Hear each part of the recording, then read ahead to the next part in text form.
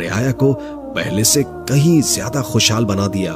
दूसरे ममालिक से तिजारत शुरू हुई और रवाबित कायम हुए।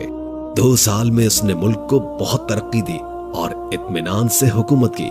एक दिन बैठे बैठे उसे अपने दोनों बच्चों की याद शिद्दत से आई और उसकी आंखों से आंसू बहने लगे। वजीर ने जब ये हाल देखा तो घबरा कर कहा, आप शादी कर ले, अल्लाह आपको औलाद भी दे देगा।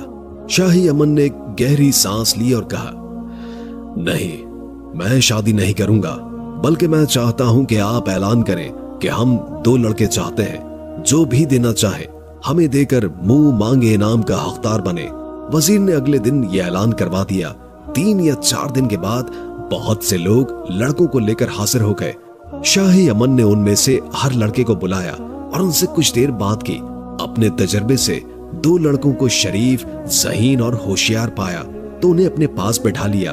उन लड़कों को 2 मुख्तलिफ अफराद लेकर आए थे। शाही अमन ने दोनों को 5-5 हजार अशरफियां देकर रुखसत किया और लड़कों को नया लिबास पहनवा कर कहा, हम तुम दोनों को अपनी औलाद की तरह समझते हैं। हम हमेशा तुम्हारी भलाई का ख्याल रखेंगे। तुम भी हमें अपने वालिद की तरह समझना और नेक नियति से रहना। दोनों लड़कों ने वादा किया और महल में शहजादे की तरह रहने लगे। 1 हफ्ते के बाद शाह ने उनकी तालीम और तरबियत के लिए उस्ताद भी मुकर्रर किए ताकि वो हर फन में माहिर हो जाएं और किसी लायक बन सके। शाह को उन लड़कों से ऐसी मोहब्बत हो गई कि जैसे वो उसके अपने बेटे हों। रात को वो उन्हें अपने साथ सुलाता और उनके साथ नाश्ता और खाना खाता। दरबार में भी उन्हें अपने करीब बिठाकर एक को दाएं तरफ और दूसरे को बाएं तरफ बिठाता। इस तरह दोनों लड़के दरबार के आदाब भी सीखने लगे। वो सौदागर जो शाही यमन की बीवी को लेकर फरार हुआ था, उसी मुल्क का रिहायशी था। वो पहले शाह से खुशगवार ताल्लुकात रखता था और जब अपने मुल्क वापस आया तो उसे मालूम हुआ कि शाह यमन का इंतकाल हो चुका है और अब एक नया बादशाह हुकूमत कर रहा है। वो खुशामद की आदत का शिकार था, इसलिए वो बहुत से तोहफे लेकर बादशाह की खिदमत में हाजिर हो गया और कहने लगा, आलम बना, मैं इस मुल्क का रिहायशी हूँ और सौदागर हूँ। 2 साल बाहर रहने के बाद वापस आया हूँ और आपके लिए ये तोहफे लेकर आया हूँ। बादशाह ने तोहफे को कबूल किया और उसे नेक आदमी समझकर अपने मसाहिबों में शामिल कर लिया। सौदागर रोज आता और मुख्तलिफ कहानियां सुनाता और चमचागिरी करता रहता। जब 1 या 1.5 महीने तक ये सिलसिला जारी रहा तो बादशाह को यकीन हो गया कि वो कोई नेक शख्स नहीं है। फिर एक रात बादशाह ने दोनों लड़कों से कहा, कल रात जब ये सौदागर महल से निकले तो तुम दोनों उसके पीछे जाना और देखना कि ये कहाँ रहता है और इसके पास कौन कौन से लोग आते हैं। दूसरे दिन रात को दोनों लड़के उसके पीछे चल पड़े। वो कहीं नहीं रुका और सीधा अपनी हवेली में चला गया।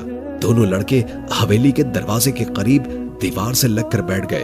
उनमें से एक लड़के को नींद आने लगी तो वो दूसरे से कहने लगा, भाई मुझे बहुत नींद आ रही है, खामोश रहने से बेहतर है कि हम आपस में बातें करें।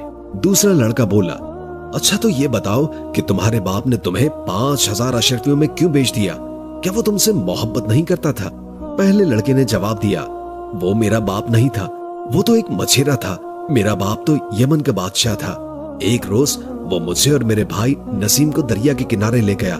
नसीम को छोड़कर मुझे कांधे पर बिठाया और दरिया में उतर गया।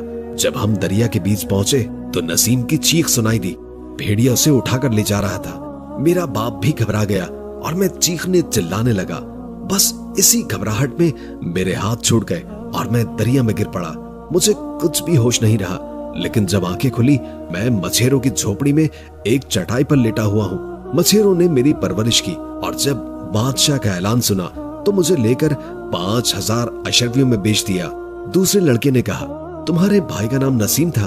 उसे तो मैं जानता हूँ। वो भेड़िया नसीब को पीठ पर डालकर ले जा रहा था कि एक शिकारी ने उसे देख लिया और अपने घोड़े को दौड़ाते हुए उसके पीछे चल पड़ा।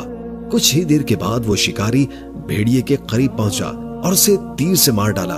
फिर उसने नसीब को घोड़े पर बिठाया और अपने घर ले गया। शमीम कहने लगा, क्या तुम मुझे उसके पास ले चलोगे? शिकारी ने जवाब दिया, अब ये मुमकिन नहीं, क्योंकि उसने नसीब को बादशाह के हाथ 5000 अशरफियों में फरोख्त कर दिया था।